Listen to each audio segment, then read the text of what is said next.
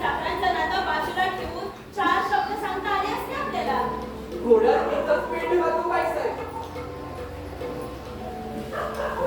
घोड्यात इथंच पेट घालतो बाईसाहेब.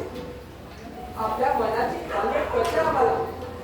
पण हा तमाशाचा छंद एकदा जगला की तो सुटता सुटत नाही.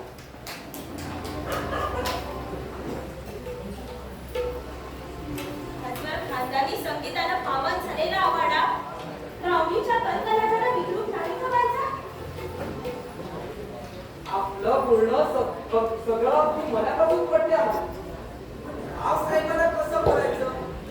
बाईसाहेब, गोष्टी इतक्या तराला गेल्या आहेत, इतक्या तराला गेल्या आहेत.